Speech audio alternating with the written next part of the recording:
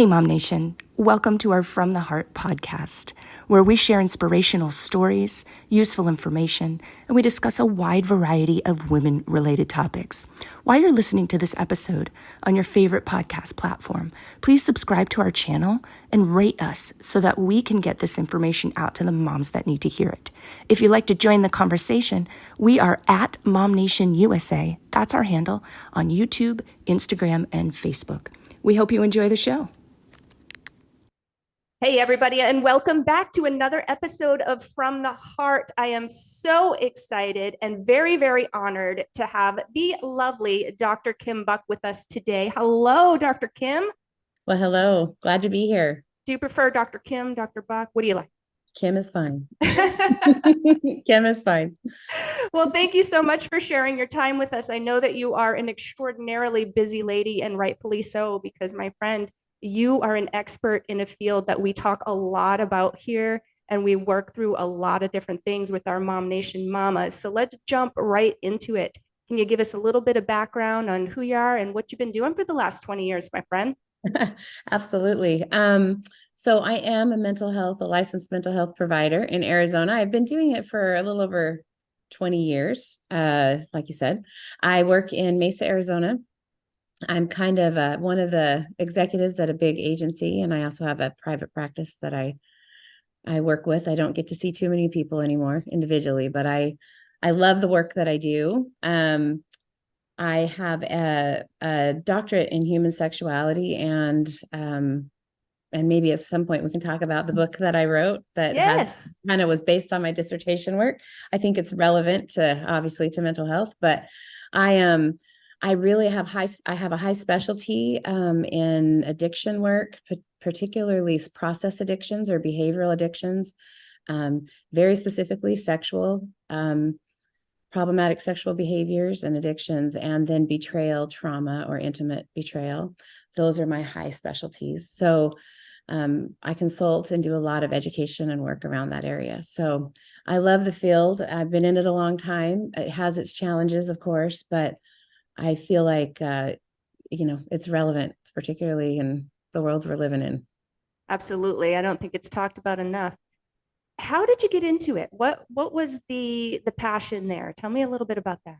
Well, I did a lot of my own work early on in my young adult life, and it was so extraordinarily helpful for me as I was embarking on my having a family and children, and wanting obviously not to be perfect, but wanting to be the best mom I could be, and provide an emotionally healthy place for my kids to be raised. And so my husband and I both felt like that was an important thing for us to just make sure we understood our issues and how those might show up in our home. And so as my kids grew, I kept going to school, and it just kind of windows opened, and that's where I found myself, which I'm very grateful for. Yeah, same. I'm very grateful that you did it too, because now we get to have this conversation, and I can't wait for it to unfold. Tell me a little bit about what your favorite thing is in doing what you do. I just really love people. I've always loved people. I love believe it or not, an introvert by nature. I'm pretty introverted. So the one-on-one nature of therapy works really well for me. As I've grown in my field, I do a lot more public educating and things like that. So I have to step out of my own comfort zone. But I love being in story. I love being in people's story with them.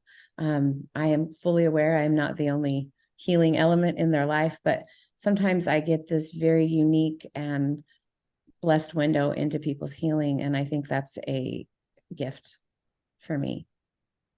Totally agree. On a different level, I can relate with you on that. And to help somebody overcome an obstacle is the biggest gift ever. I mean, I'm going to cry. Like, I didn't think I'd need tissues for this one.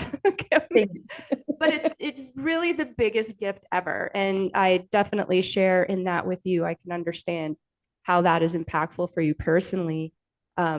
What do you find is the biggest or currently the largest mental health challenge, or what you deal with quite a bit, let's speak in terms of women, because we really truly are speaking to an audience of women here.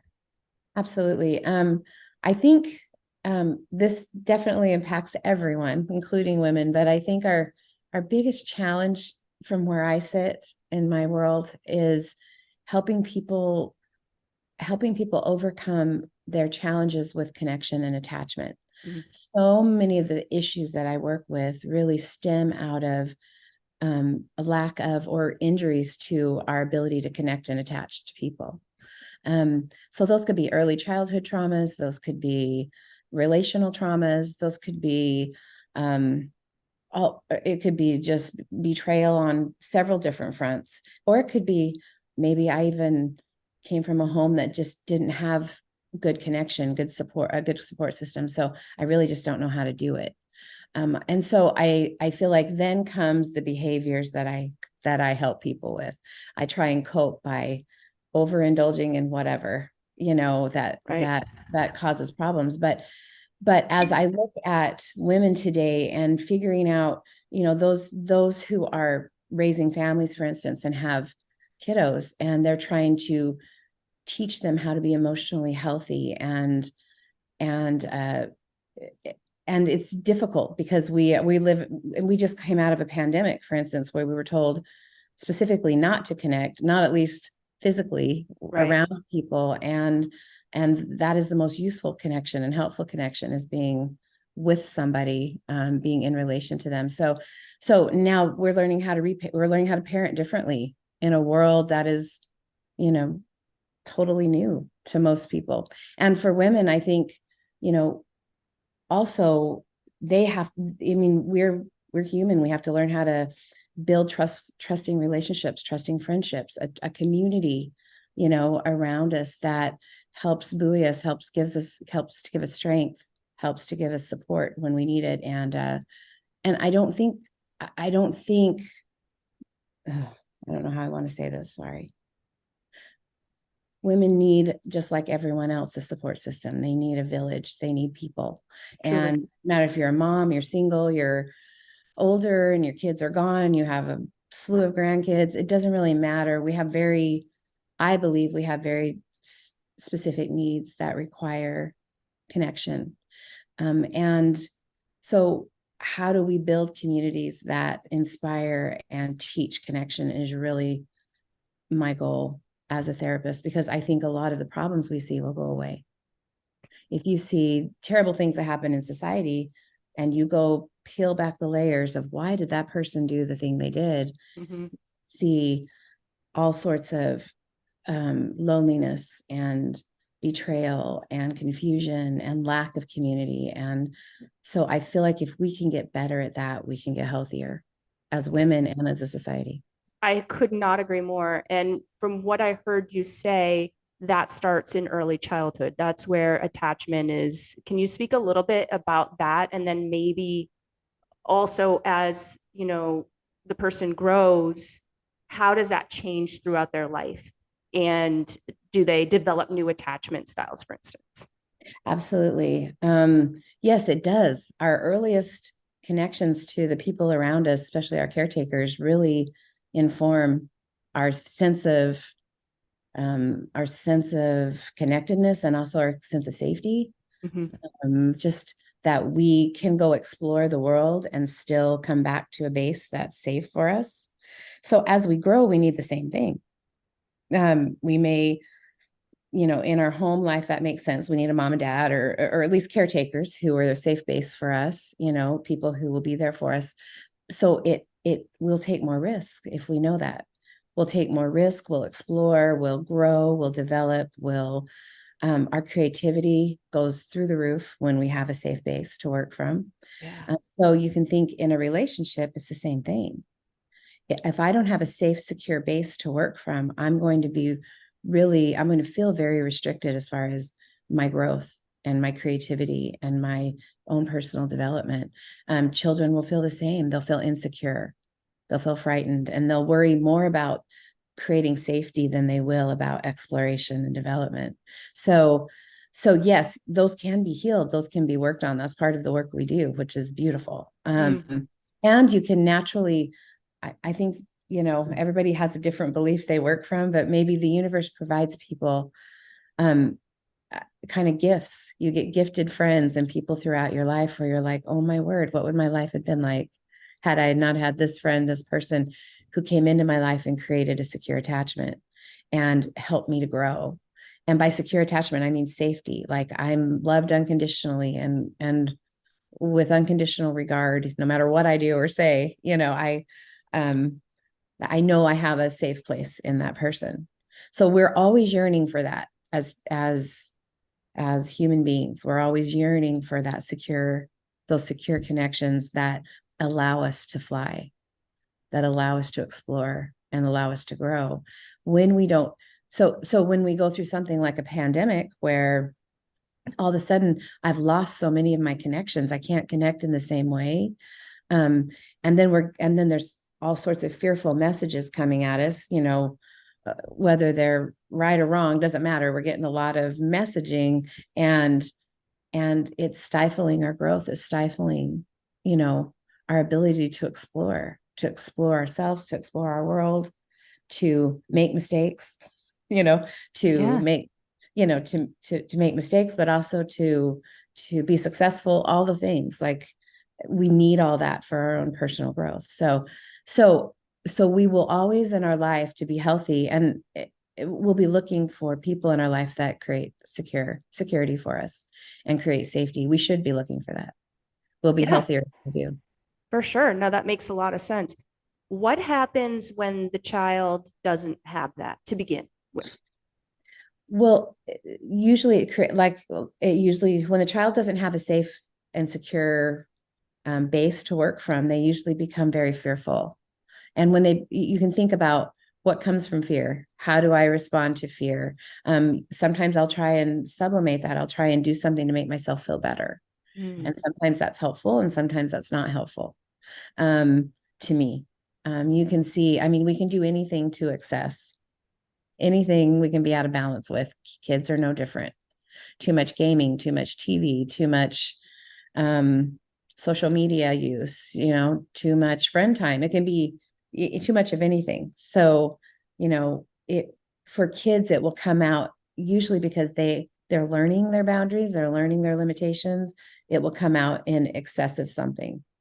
And if I don't figure that out, it will follow me into my adult life. And then I will wonder why I find myself in these very difficult circumstances. So I'm sort of unraveling that means I look at those, okay, what are my injuries? What are my attachment injuries? Why am I fearful? What happened in my life that created a lack of trust in others? And do I have trusting people in my life currently? And if I do, I need to explore those relationships. Or if I don't, I need to find some and quick. Mhm. Because that will naturally help me to grow. And healing attachment wounds and healing attachment injuries from early childhood, middle of life, young adulthood, marriage. We all experience them at different times. I don't know that anybody's fully free of those. We just have to recognize them for what they are. Why do I start shutting people out, or why do I all of a sudden get very introverted, or why am I isolating? I need to kind of probably look around and think, okay, what's happened, and how do I heal? Because our nature is connection. We have a genetic, like we have to. It's just a part of our genetic makeup. Yeah, no, that makes a lot of sense. And I'm glad that you were kind of jumping into what my next question is going to be about. And I can imagine that, everybody's on kind of a different level, but I can imagine that people have a difficult time often trying to figure out what what is an example to help somebody on their kind of discover on their own end if they don't trust in people. Like what kinds of things are they looking for? Because if they've lived their 40 years or whatever it is this long in this pattern, you don't know what you don't know. It's true. And you oftentimes, it's really easy to look outward, right? Look outward and think, well, it's because, and there might be very obvious reasons outside of us because, he's not kind to me, doesn't speak nicely to me, or because my kids da da da, or because, and that could be true. All of that could be true. But I always say, and for me, I have to look when I'm really, really struggling, and I'm struggling connecting with others, or I'm struggling wanting to connect with others. I always have to look inward and think, okay, what's getting bumped in me? What is getting bothered in me? What is it about this situation or this relationship, or what's going on currently in my life that I feel like I want to isolate, or I'm not wanting to do the things that I normally did. Is it something is it something physiological? Is it something psychological? Is it something emotional? Because we can always we can always find the answers to our struggles inside of us. We just have to be brave enough to look. And each of us have those injuries in our life that will crop up from time to time. Maybe I will have a friendship where or I meet somebody and I instantly don't like them, or I instantly feel defensive, but I don't really know them. I don't know them. So it's not rational. Like, why am I on edge with this person? Or why is it that I just don't really particularly care for them or like them? And that's usually about me. I call those shadows. Like, who do they remind me of? And why am I responding this way? There's a high likelihood it's not about them. It's about, similarities I see in them to other situations in my life. If I walk into a room and instantly don't like somebody, which rarely happens, but if I do, I can promise it's not about them. I can always go, so what's it's a that? trigger. Yeah. Or I get activated. I get like, it's just an awareness of, that emotional like activation that happens inside of me, whether it's to get mad or to shut down or to move away or whatever that emotion is, it's probably mine. And so self-awareness, obviously I'm a therapist, so self-awareness is everything. And that's what we're trying to gain more self-awareness, more ability to recognize, like you said, what are my triggers, or what are my indicators that I'm struggling in this area. One of my initial questions I ask clients when they come in is, have you noticed any change in your social situation? Have you noticed yourself wanting to move away from situations you would normally be fine with, or isolate away from friends or family, or because that's a really important indicator that something else is going on with that person, and they might not even notice.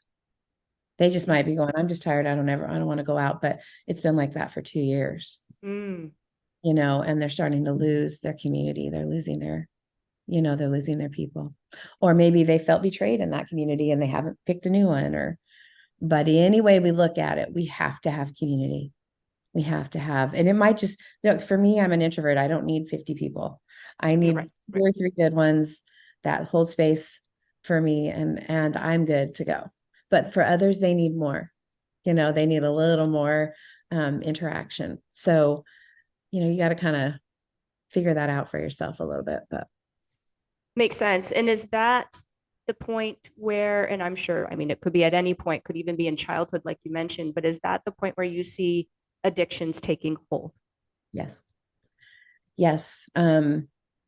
We always say hungry, lonely, tired, angry, bored, or stressed are our big triggers for acting out behaviors. Doesn't matter what they are. Like I said, anything in excess that causes you problems, that causes a person problems that they can't seem to stop on their own, but using every valiant effort they use to do that.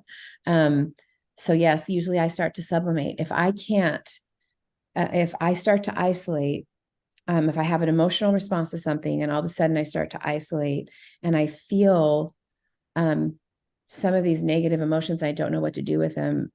Oftentimes and I'm not talking about the chemical versions of this, but just emotional versions of it, then it's very, very frequently I will do something just to cope. And that something may or may not be healthy for me. For instance, I'll give you an example. Like, I always use the example of the name just slipped my mind. The Disney Inside Out. Inside Out. Yes, Disney. I love that movie. Inside Out is just cheap therapy, but the concept that the one emotion, joy, is trying to avoid all the other emotions is just so interesting. Because when we do that, when we decide not to feel all of them or try to avoid them, they will morph into something that won't be helpful to us. If I try to avoid my fear and figuring out what my fear is all about, oftentimes that will morph into anxiety. Mhm. And if I don't know what to do to manage that anxiety or it feels unmanageable, then I will turn to name it, whatever it is, hours of Netflix or social media. Netflix isn't bad. Social media is not bad. Mhm. Sex is not a bad thing, but anything in excess can cause me problems and also takes me out of relationships, Mhm. takes me out of. I love that you brought up those examples because I feel like when we think of addiction, we automatically think alcoholic or Oh, we automatically think hard drug user and that kind of thing. And that's not necessarily the case, is it? no.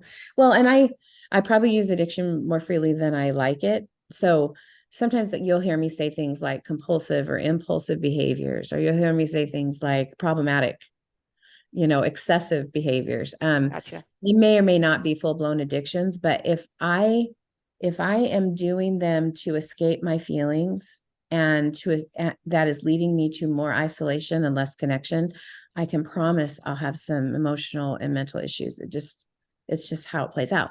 So I'm a mom of young kids, and my kid gets angry or gets scared. What do I want to do as a mom? In my mind, we want to start teaching about those emotions and helping them understand what they are. I used to have a Play-Doh when my son was little, and he'd get so mad sometimes, and I'd be like, "Well, just show me mad," and he would, pound the Play-Doh or whatever he would do, build something, ugly, just to show me that it was ugly. Um, but kids don't have language for some of their negative emotions. We don't want them to be stuck in them, but we also want them to acknowledge them, not like, "No, sir, no, you don't feel that way," when they really do, because they will find a way to cope with it, and it Mhm. might not be a healthy way. Um, so how do we build emotionally functioning children? As a mother, is I help them understand their emotion. I give them language. I give them ways to tell me what it is. And then I teach them how to sit in uncomfortable emotion, because feelings all have a shelf life. They go away if we don't act on them over time. And kids are pretty impulsive. Their brains aren't developed fully to understand that. Right. So if they want to feel good now, and I'm kind of like that too sometimes, like none of us like negative emotion. Nor do we want to wait. No, no, we don't want to wait. But teaching them how to sit with that, identify what it is, sit with that, and work their way through it is such a blessing, can be such a gift. Doesn't mean we want to handicap them with all the feelings all the time. But we want them to be aware, like help them understand, and then help them find language. What is it that you need? What would help you feel better? Mhm. What is it that you can do? Mhm. And let me help you with that. Like have them start exploring, so that they don't disconnect.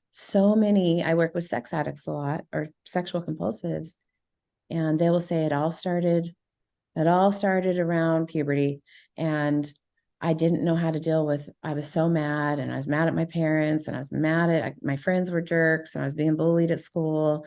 And I started doing those things, sexual things, to cope. But they were so shameful. I didn't know how to talk about it. I didn't, I was so, it's not something I'm going to tell my mom. That Yeah. was, and then it goes underground, and, it grows into something bigger than they ever intended it to be. So what we want to do is help normalize negative emotion for kids. Tell me about it. Tell me what you're feeling. What are you going to do about it? Like, what can we do? Or maybe it's just a bad day. We can just sit in that. I can be here and sit with you. It's okay. I I feel that. love I love that. Thank you so much for saying that with such clarity because it breaks my heart sometimes when I see posts or I overhear conversations or whatever where moms will, say things like, well, I just ignore that behavior when they act like that, or I just go send them to their room. And it's like, you know, I I don't have the degrees that you have. I don't have the experience you have, but I'm a firm believer that kids, especially younger kids, they're not developmentally there yet enough to be manipulative for negative reasons. They're trying to fill a need. That's right. Well, and kids can do bad behaviors, and we have to redirect, self-destructive or bad behaviors. Right. Certainly, we don't want them to hurt themselves or other people, but it's true. Just like us, most people who come in to get help from me, one of the first questions I ask them is, well, what is it that you need? And they look at me like I'm speaking Russian. Like I just poked them in the eye. And they're like, well, what do you mean? That's what I'm paying you for. I'm like, no, this isn't how this works. And so kids are the same. If we can teach them, what is it that you need right now, and help them develop language around that. Well, I just need you to stop talking. Okay, that's not actually a need, but let's talk about, like, let's get into their body and figure out what's a need. Well, I'm mad, I'm tired, I need to not go to football. Okay. Okay. But have them start figuring out that language. What is it that I need, and how do I meet my need in a healthy way? As parents, we have to help them, and because we want them to be grown adults that know how to meet their needs in healthy ways. Well, what a giant conversation, right? Because then you get into a relationship, and now all of a sudden, in order to have a harmonious relationship, you should be sharing with your partner what your needs are. Yeah, right. Well, I don't really know. You tell me what my needs are. Yeah. You should know. That's a famous one. Yeah. And if you don't know, you don't love me. Right. It's a test. Yes. If you don't figure out what I need.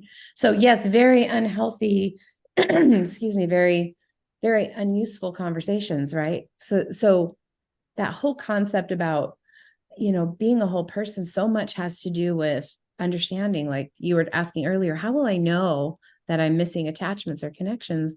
I always say our body never lies. My body never lies. I have very, very distinct physical things that happen when I feel certain ways. It's taken me, I'm old. I feel old. It's taken me most of my adult life to even come close to understanding what that is completely, but at least it's a good place to start. Because I can ask I could ask my kid, for instance, you're mad. Where do you feel mad?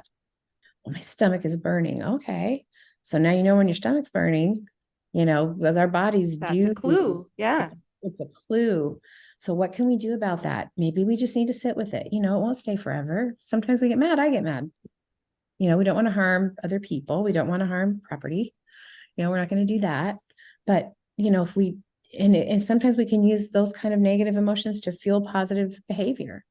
Well, what can we change? What can we do different? It can move us that direction. But we have to be willing to have those conversations, and we have to be willing to ask the question of ourselves and the people we love, right? Like, what is going on with me? Why do I feel this way? Why have I been doing A, B, and C? Why have I been isolating? Why am I Netflixing for, 10 hours a day, 4 days a week? Like, pretending I'm online working.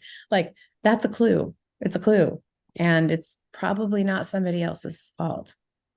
But to be functioning, we have to get curious about ourselves.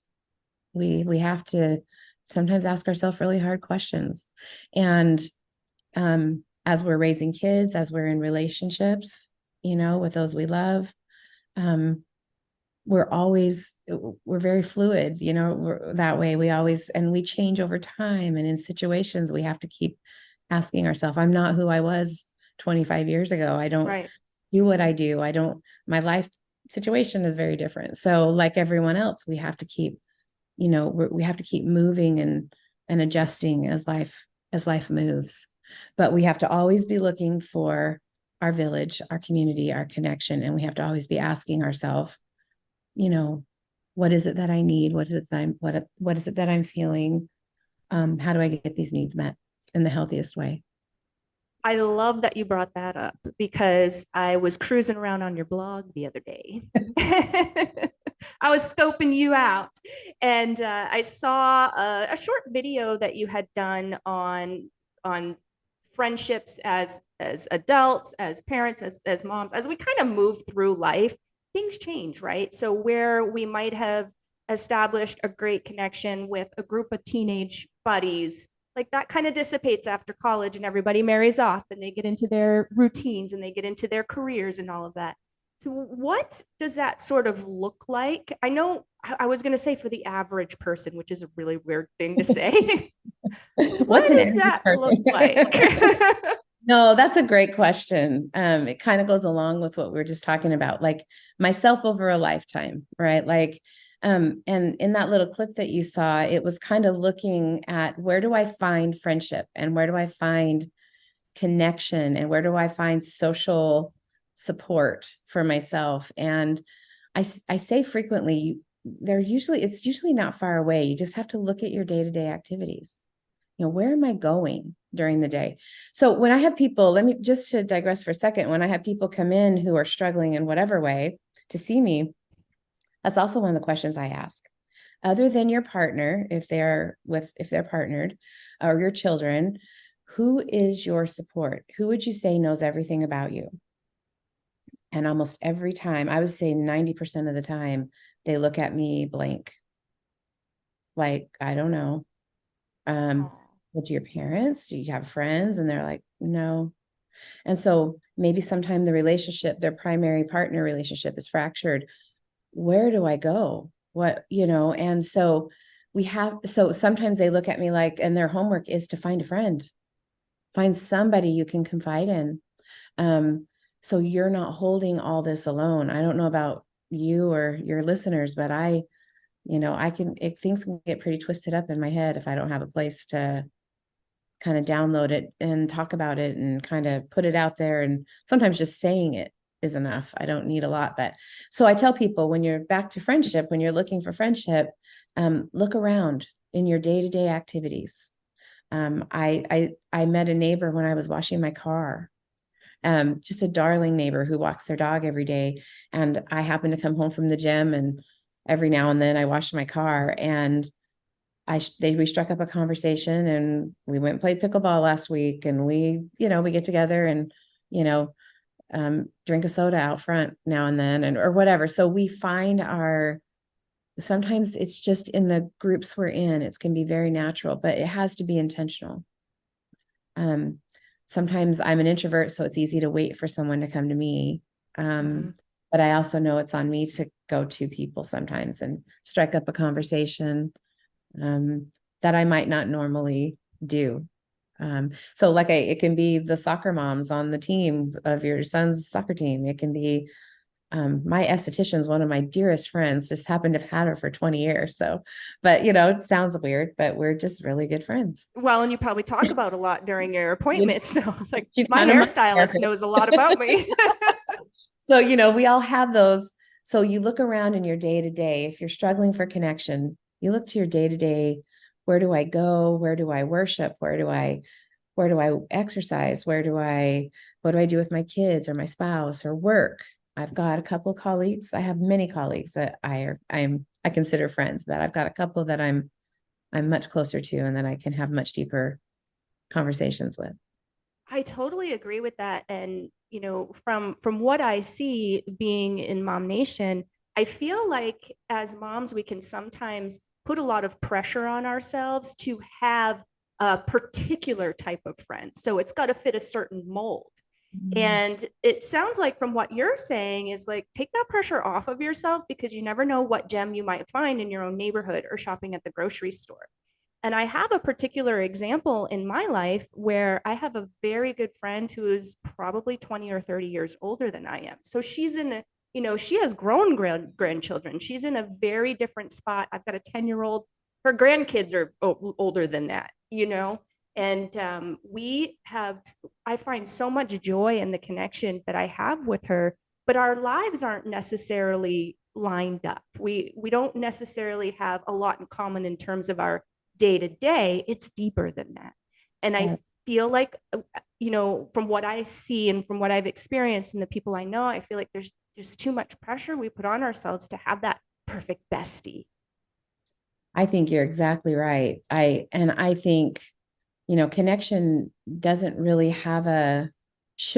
have boundaries to it. Like, as far as like you have much older friends and I have much younger friends, and I have people who have faith difference totally or different. They believe totally differently than I do from a faith place, or our kids are in totally different stages. But I find that the more diverse my friend group, the more growth I experience. I feel like I lean on my mentors, and I feel like even my younger friends that inform me about my adult children, like, yeah, you probably shouldn't give them that kind of advice, just closer. So I feel like I can learn and lean on all of that across the spectrum. And it doesn't mean that they're going to maybe, someone who's much, much older that I'm going to do some of the big activities I would do with the girlfriends my age, but I don't think we should be limiting ourselves as far as where we find those connections and those friends. And we have to,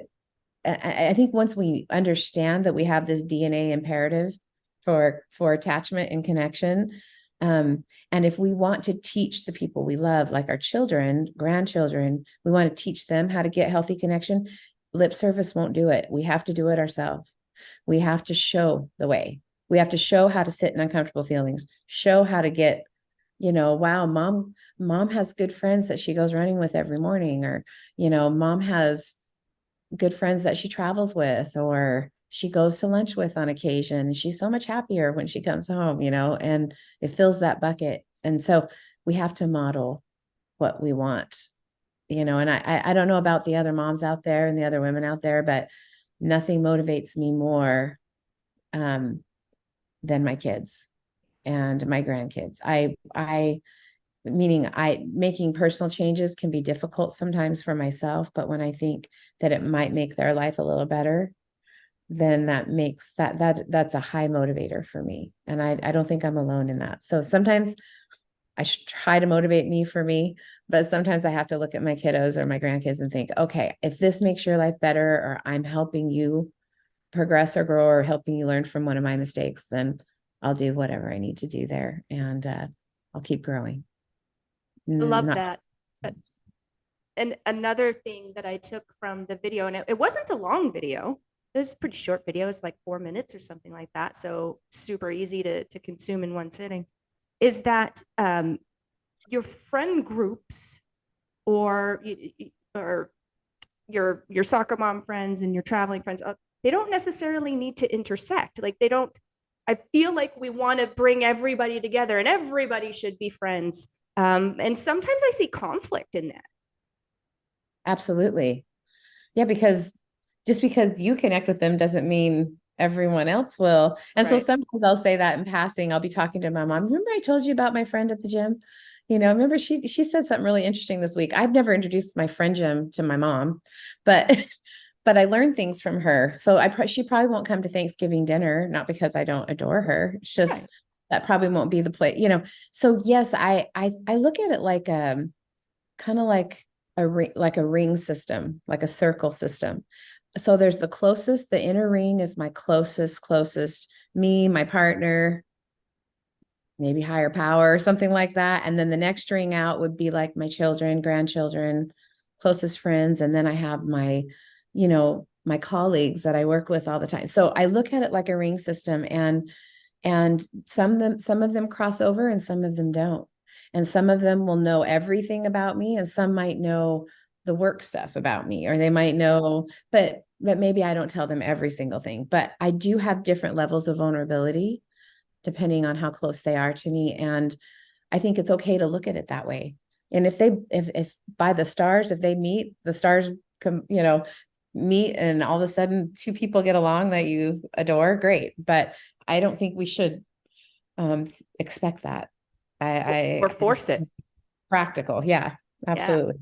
And I see a lot of that. And I think it's, I don't know what it is actually. I got to probably think on it, because I can identify a time in my life where I felt very much like that. Like I just wanted to pull everybody in, and everybody to be together.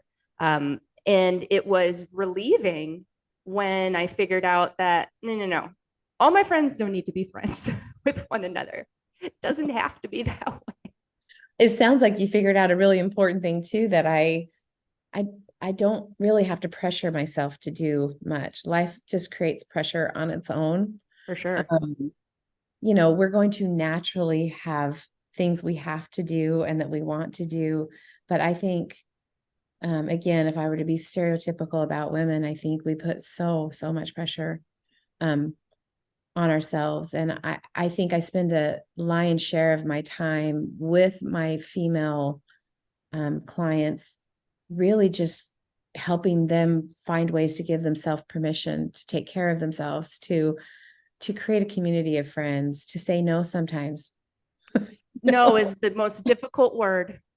Yes, it's a complete sentence for sure, but it Yeah. is not always easy. So, and sometimes just recalibrating and filling her bucket so that she can meet the needs of the people that she, and the responsibilities that she has in life. And I think as women, I just think, and in even Western culture, we're very busy. Yeah. We're very busy, and um, I'm a little bit older, and if I could go back and tell my 20 or 30-year-old self something, it would be take a breath. Yeah. Like life's going to happen anyway, whether you make those cookies or not.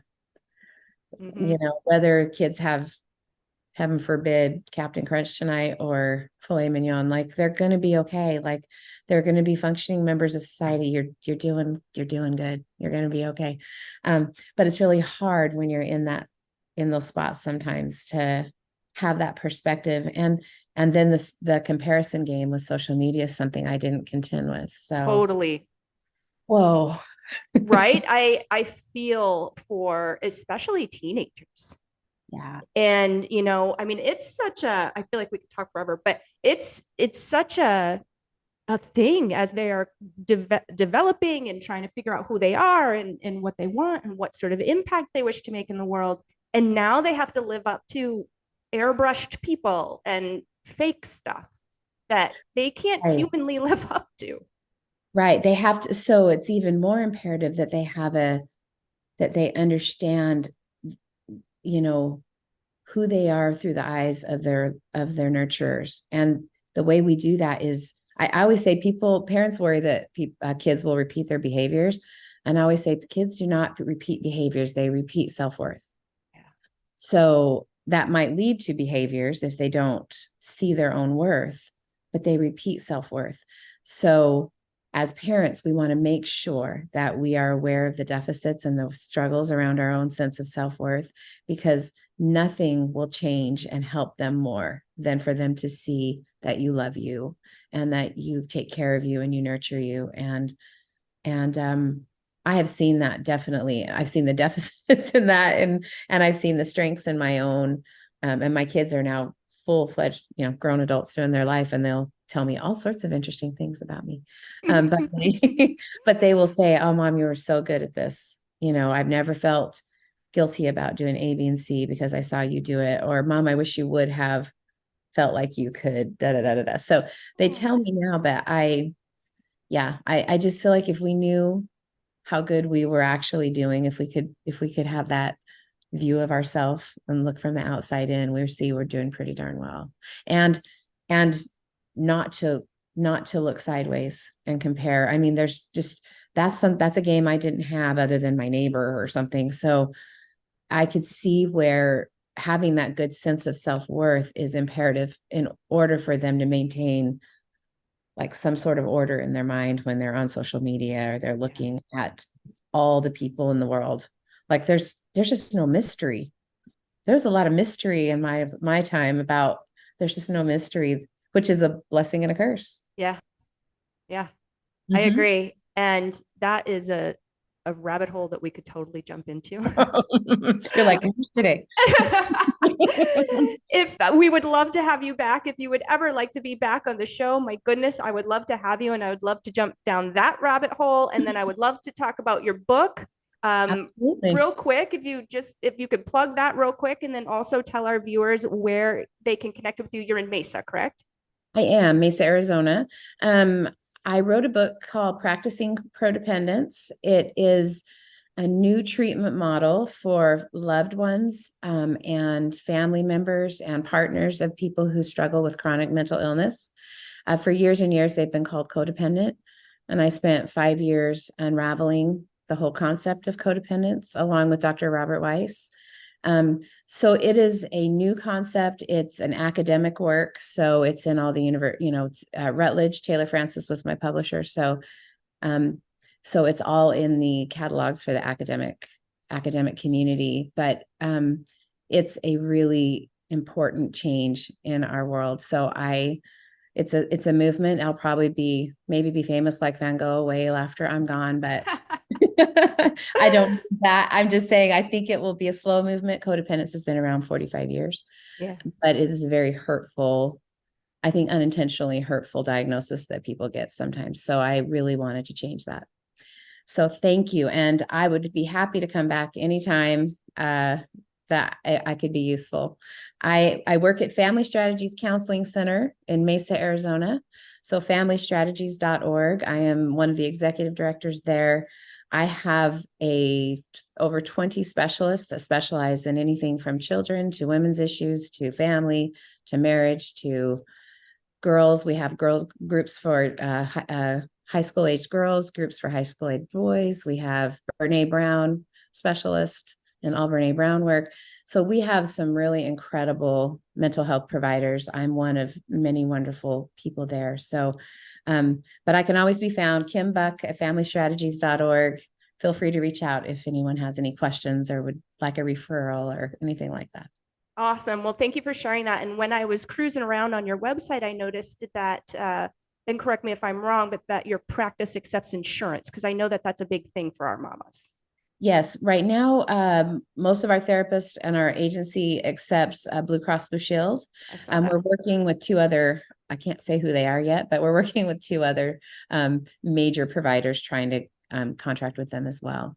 And we also have student interns that we watch. They're so amazing. We get the best interns. So we have a scale, if you need somebody who may not be as expensive, the very experienced practitioners watch over the interns and train them. And so they work very closely with them. So, and they just don't cost quite as much, so that we have opportunity. If you're looking for counseling, we have a lot of great ideas. So just reach out to me. I'm happy to help filter you to the right place.